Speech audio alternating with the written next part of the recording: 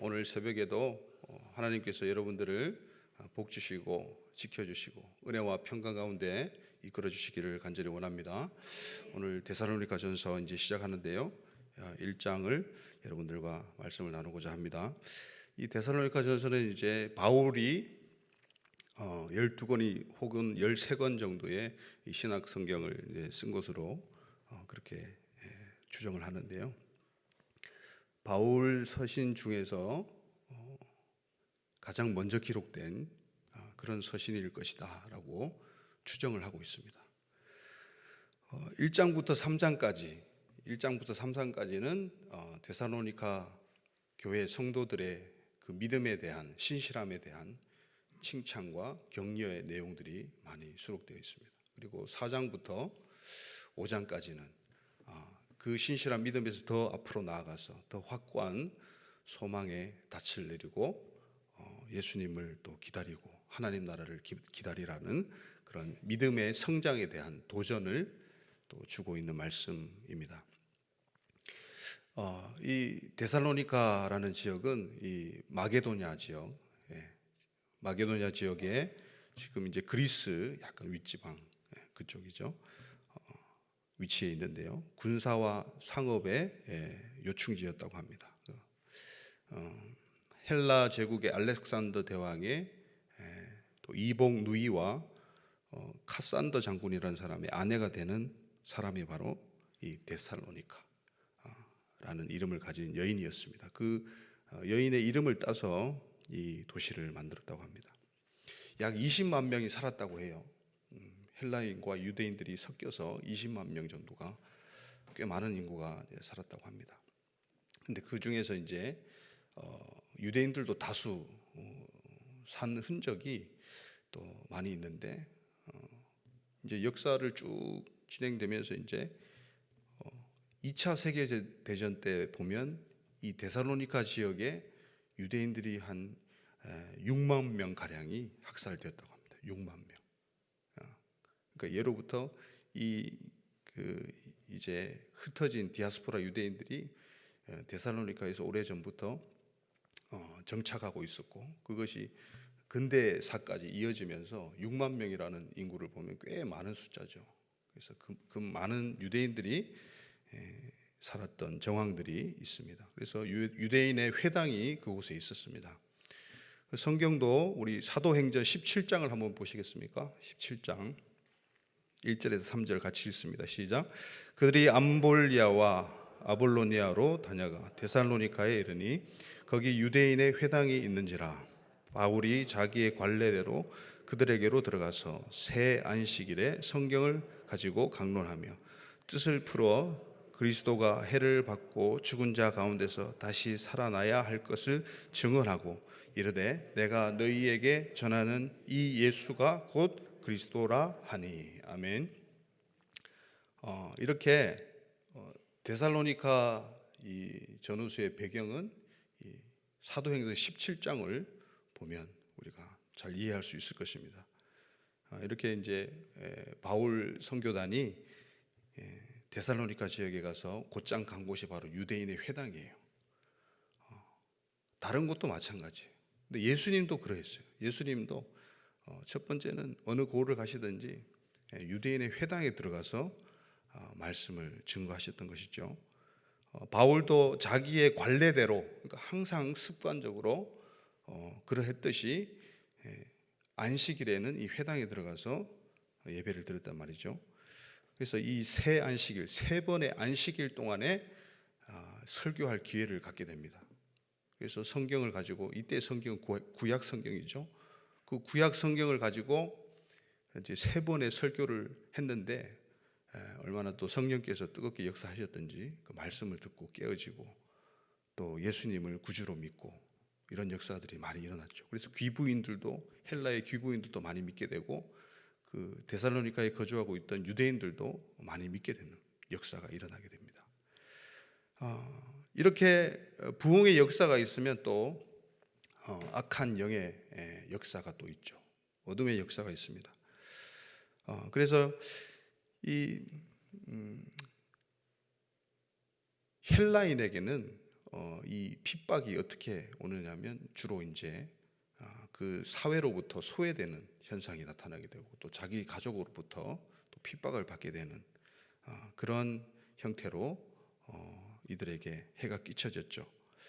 우리 사도행전 17장 7절을 한번 보시겠습니까? 7절입니다.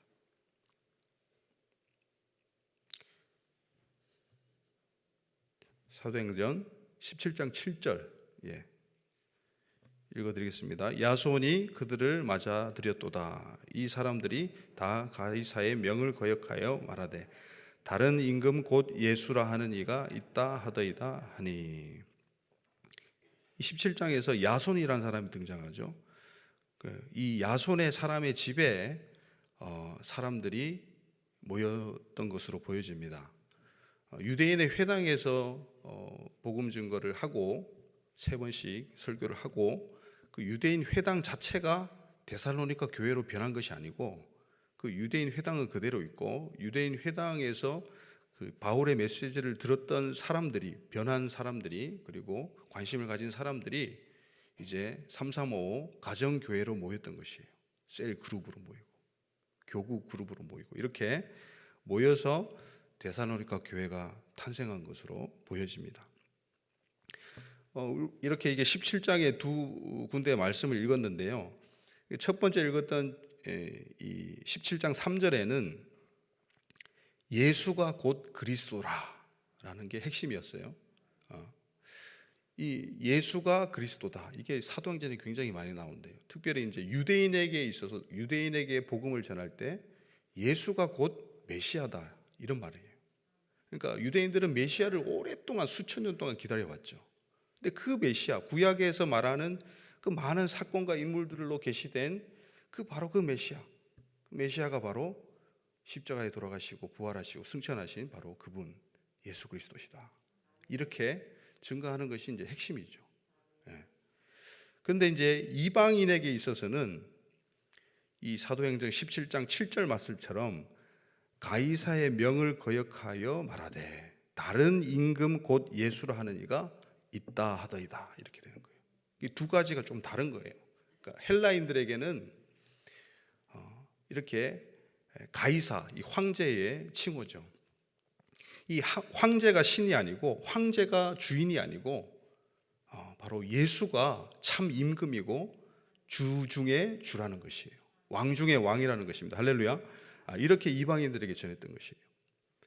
그래서 이방인과 유대인이 이렇게 복음 증거에 있어서도 약간 다르게 나타나지만 한 뿌리를 갖고 있습니다. 그런데 오늘날 우리는 예수 그리스도라는 이 두 가지가 갑자기 탁 들어왔기 때문에 거기에 대한 이제 이해도가 좀 떨어집니다. 유대인들에 비하면 그죠. 유대인들은 왜냐하면 수천 년 동안 기다려왔고 그들의 그 매일같이 하는 기도 가운데 메시아에 대한 열망을 담은 기도가 있어요.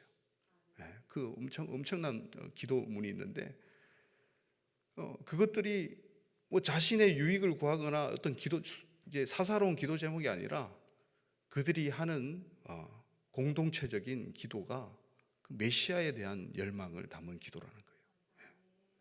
그렇게 오랫동안 기도를 해왔고 기대해 왔는데 고작 십자가에 온 몸이 벗겨지고 채찍질 당하고 고문받아서 힘없이 죽어간 그 예수가 메시아일 리가 없다고 생각하는 거예요.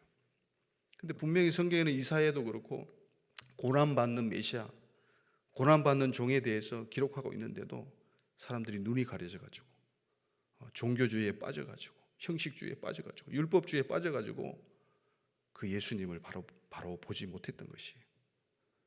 오늘날에도 우리가 예수 그리스도가 우리 인생에 갑자기 확 들어왔기 때문에 교회에 확 들어왔기 때문에 선교사님으로부터 들어왔기 때문에 예수와 그리스도를 따로 보는 그런 이해가 없는 거죠. 그래서 우리는 뿌리가 약하죠. 뿌리가. 그래서 우리나라에도 30명이나 넘는 사람들이 자기가 예수라고 그러잖아요. 적어도 이방인에게서는 예수가 나올 수가 없어요. 메시아가. 이 예수가 곧 메시아다, 그리스도다 라는 이 명제가 이 회당에 울려 펴지자마자 한각에서는 굉장히 이 예수님이 자기 인생에 확 들어오면서 그동안 기다려왔고 기도했던 그 메시아가 바로 예수님이라는 것을 뜨겁게 체험하고 성령님으로부터 또 감동을 받고 그렇게 삶이 송두리째 변한 사람들이 있는 반면에 또 한켠에서는 귀가 가려지고 눈이 가려진 그 유대인들이 난리가 난 거예요. 그럴 리가 없다. 우리 메시아는 그럴 리가 없다. 그렇게 연약하게 죽을 수가 없다. 다윗같이 용맹하게 로마 군대를 몰아내고 이 나라를 독립시키고 다시 부강하게 할 그 메시아, 그 메시아가 우리가 기다리는 메시아다. 그렇게 생각했던 것이죠. 그래서 유대인들이 바울 선교 일행들을 엄청나게 핍박을 하고 이 야솔이라는 사람의 집에 모여서 이제 이 예배를 드리고 모임을 가지고 있는데 거기 들이닥쳐가지고 사람들을 막 끌어내는 거예요. 그게 이제 사도행전 17장에 나오는 이야기죠. 그래서 유대인의 박해를 피해가지고 이 바울이 베레아로 도망을 갑니다. 베레아. 데살로니가 밑에 있는 도시가 베레아인데요. 그 베레아에 가서도 핍박을 당해요. 왜냐하면 베레아에도 회당이 있는데요. 이 바울에 대한 소문이 베레아까지 퍼진 것도 있지만은 데살로니카의 기존 바울의 설교를 듣고 분노를 일으켰던 그 유대인 일당들이 따라온 거예요. 바울이 베레아로 갔다는 소식을 듣고 베레아까지 따라와가지고 바울을 핍박하는 거예요. 그런데 이 바울이 다시 그 베레아에서 있지 못하고 아덴으로 내려옵니다. 지금의 아테네죠. 아덴으로 내려오게 되죠. 그 아덴으로 내려와서 실라와 디모데를 만납니다. 그리고 그 실라와 디모데를 다시 데살로니가로 파송을 하고요. 그런 다음에 다시 고린도에서 이 디모데를 오라고 해서 고린도에서 만나게 됩니다. 그래서 데살로니가에 있는 사정들을 디모데로부터 듣게 되죠. 그래서 그걸 듣고 이제 데살로니가 전서를 기록했던 것입니다. 바울의 입장에서는 세 번의 설교를 통해서 세 번의 안식일을 통해서 세워진 개척교회가 너무나도 사랑스럽고 너무나도 눈에 밟혔겠죠. 그런데 할 수 없이 그 박해를 피해서 그 어린아이 같은 이제 막 걸음마를 하는 이 데살로니가 개척교회 성도들을 놔두고 이 도망 다니는 이 심정이 어떻겠습니까? 그런 간절한 심령으로 이 데살로니가 전서를 기록했던 것이에요. 그러니까 우리가 2절, 3절을 한번 읽어볼 때 그런 바울의 심정을 좀 느껴보시길 바랍니다. 2절, 3절입니다. 시작. 우리가 너희 모두 말미암아 항상 하나님께 감사하며 기도할 때에 너희를 기억함은 너희의 믿음의 역사와 사랑의 수고와 우리 주 예수 그리스도에 대한 소망의 인내를 우리 하나님 아버지 앞에서 끊임없이 기억함이니. 아멘. 네. 바울의 생각에 이 데살로니가 교회가 성도들이 가득했던 것이에요. 그래서 마음에 가득한 것을 또 우리 기억하게 되지 않습니까? 하나님께 감사하며 기도를 할 때에 이 데살로니가 성도들이 교회가 생각이 자동적으로 나는 거예요. 그러면서 그 데살로니가 성도들과 함께 같이 교회를 개척하고 교회를 일으켰던 그 믿음의 역사를 다시 되뇌이고 그리고 그들이 또 자기를 희생하면서 가족들에게 또 외면당하면서 사회적으로 소외당하면서까지 그 사랑의 수고와 헌신을 한 것들을 기억하면서 그리고 우리 주 예수 그리스도에 대한 소망의 인내를 가지고 믿음을 지켜냈던 그 데살로니가 성도들을 향한 기억, 그 기억은요 우리 하나님 아버지 앞에서 끊임없이 기억했다고 사도 바울이 이야기해요. 끊임없이. 얼마나 이 성도들을 아꼈고 데살로니가 교회를 아꼈는지 우리가 알 수 있습니다. 그래서 오늘 우리에게 주시는 이 말씀에 대한 교훈은 그렇습니다. 한번 따라해 주실까요? 기도할 때에 기억하고 기억되는 존재가 되라.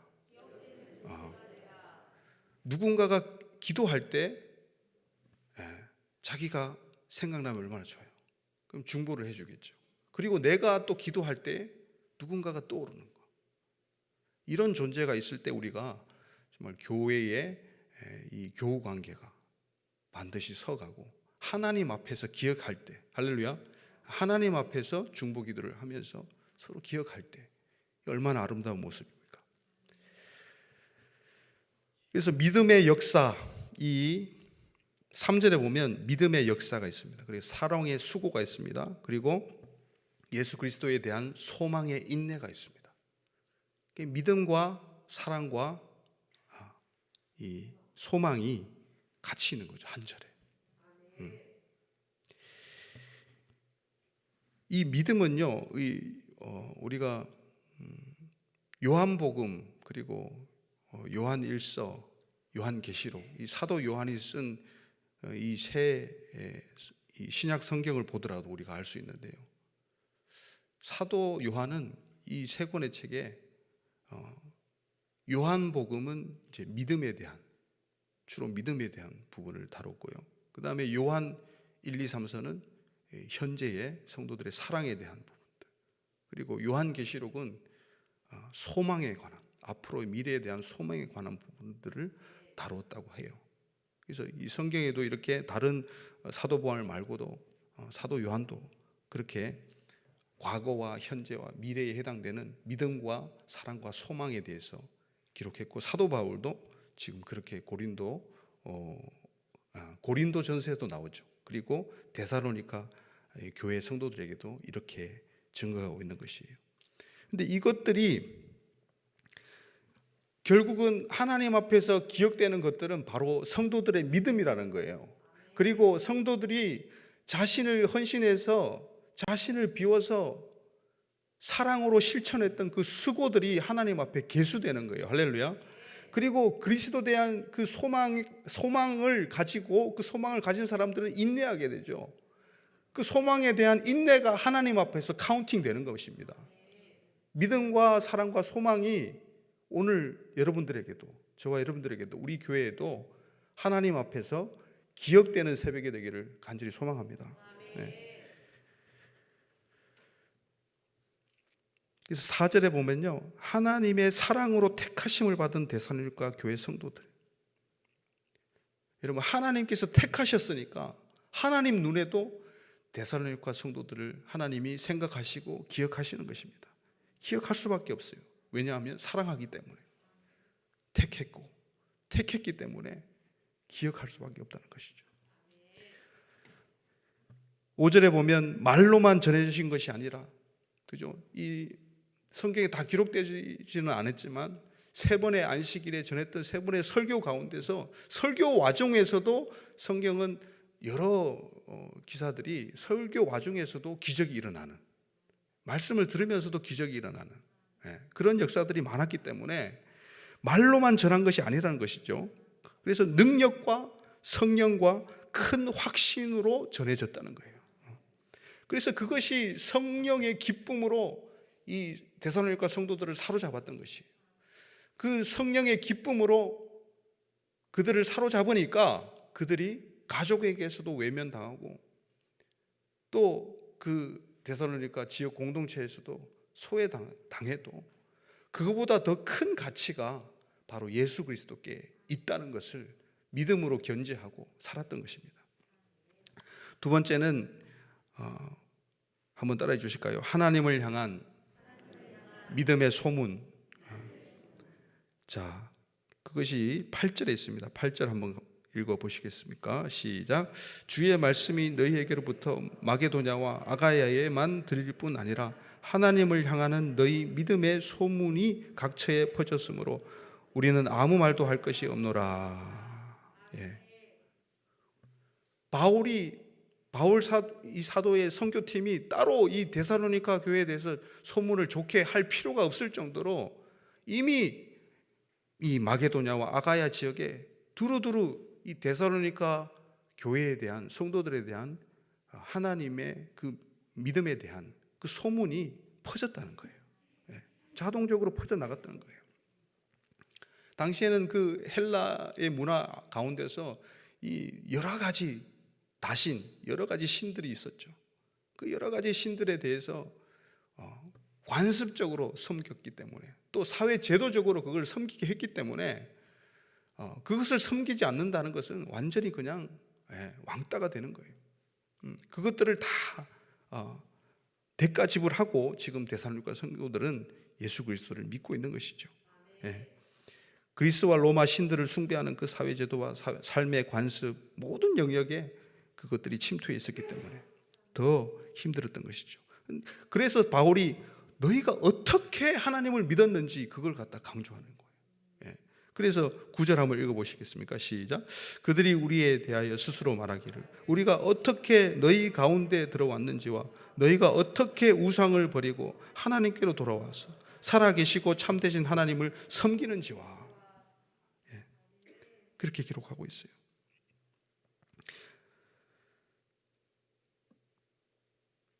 그리고 그들의 고난과 환난이 곧 예수님의 남은 고난, 사도 바울이 또 갈라디아에서 그렇게 기록한 적이 있죠. 예수님의 구원 사역 가운데에 성도들의 고난과 환난이 있기 때문에, 있을 수밖에 없기 때문에 예수님의 구원 사역과 하나님 나라에 동참하는 것의 한 방편이 바로 환난 당하고 고난 당하는 것이라고 바울은 이야기해요.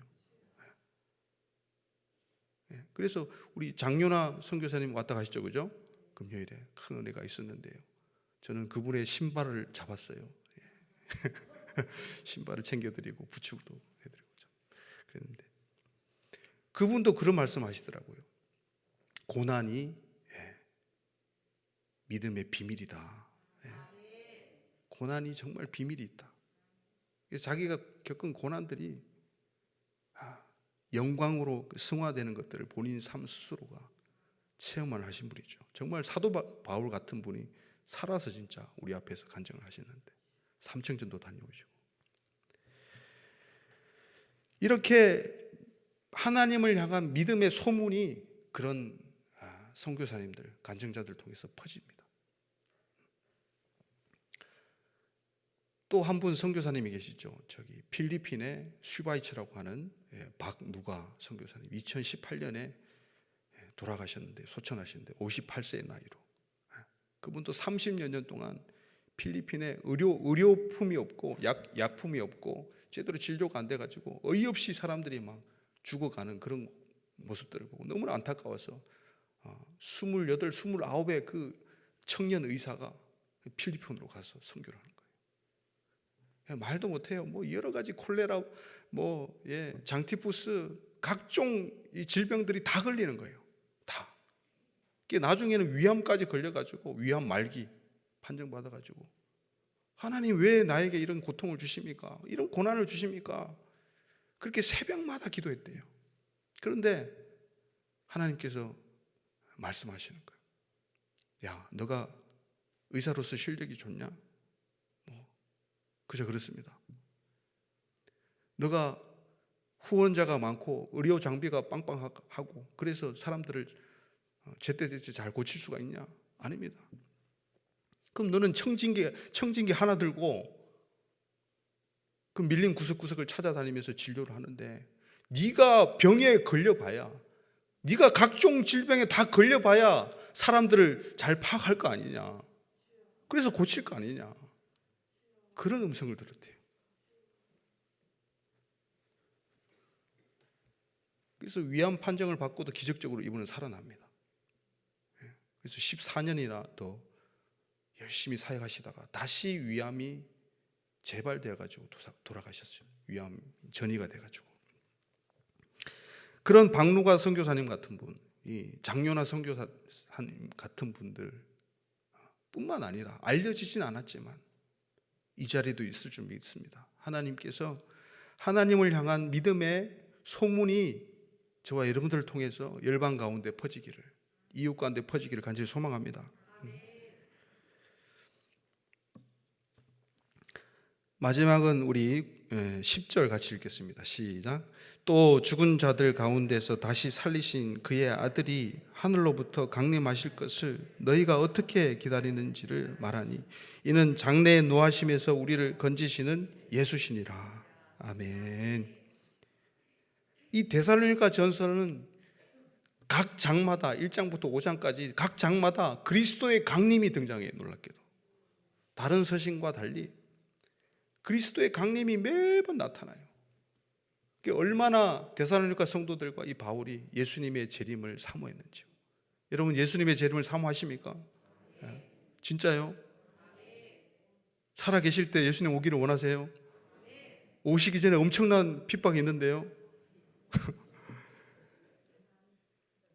아미킴 그 목사님이 간증하는데 미국에 주로 사역하시는데 미국에서 자기가 엄청 찔리는 그런 일이 있었대요. 이 정신과 이 요양원을 방문했는데 이 정신과 요양원에서 제일 청소하기 힘든 더러운 곳이 어디냐? 어디겠어요? 화장실이 아니고 바로 그 로비에 있는 창문이래요. 큰 창문이 있는데 하늘이 확 보이고 이 신체 지체 장애자들과 또 정신 박약에 시달리는 사람들이 예수님의 그 신앙을 예수님께 대한 믿음을 가진 사람들이 예수님의 재림을 얼마나 목놓아 기다리는지 자기 얼굴을 손을 갖다가 그 하늘에 막 부비는 거예요.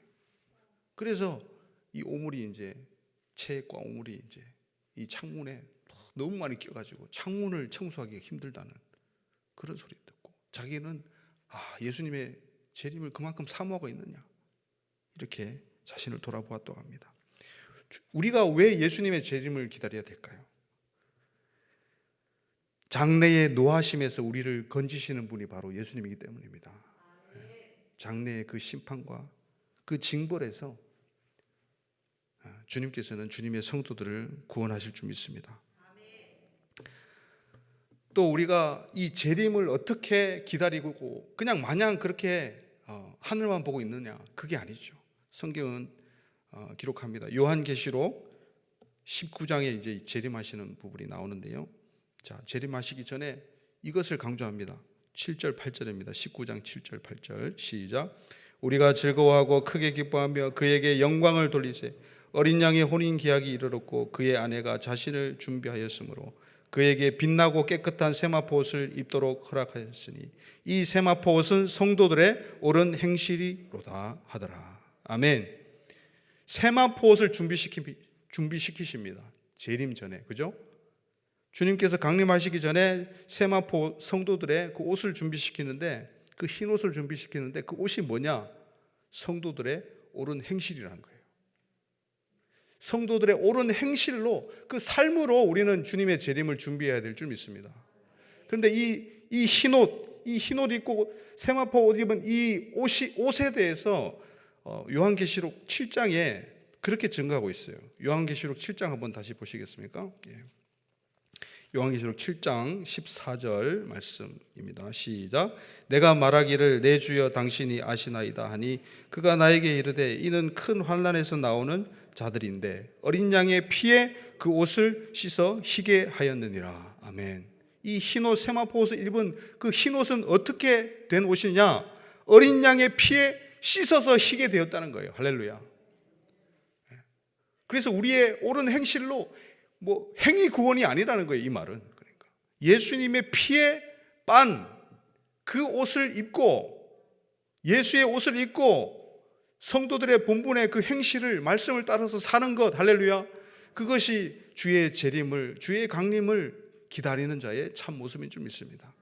이러한 자세를 가지고 오늘 새벽도, 오늘 하루도, 이번 주도 주님 안에서, 하나님 앞에서 기도하시고 기억하시고 승리하시는 여러분들 되시기를 주님의 이름으로 축원드립니다. 자, 그렇게 우리 기도합시다. 하나님께서 우리에게 믿음을 주시옵소서. 더 신실한 믿음을 주시옵소서. 거룩과 사랑으로 무장되게 하시고 소망으로 인내로 무장되게 하시고 예수 그리스도에 대한 그 강림의 재림에 대한 소망과 열망으로 가득하게 도와주시옵소서. 바른 행실로 예수 그리스도의 피에 적셔진 그 옷을 입고 우리가 오늘도 살아가게 하여 주시옵소서 기도합니다.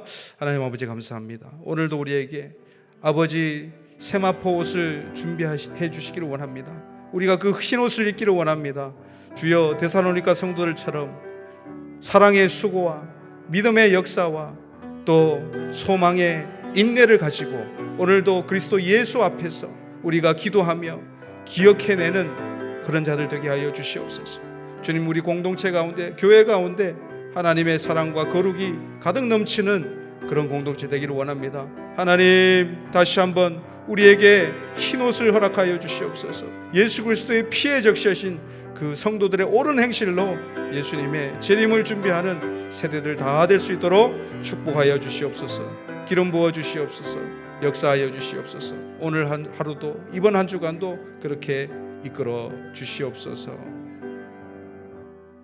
하나님 아버지 감사합니다. 오늘도 우리가 데살로니가 전서를 보면서 주님, 우리의 믿음을 다시 한번 다지기 원합니다. 주님, 우리가 믿음의 역사로 나가게 하시고 또 소망의 인내로 나가게 하시고 사랑의 수고로 나가게 도와주시옵소서. 성령의 기쁨으로 우리가 사로잡혀서 예수님의 재림을 준비하는 성도들의 옳은 행실이 삶으로 나타나는 우리 모든 성도들 되게 역사하여 주시옵소서. 감사하고 예수님의 이름으로 기도드리옵나이다. 아멘. 주여 주여 주여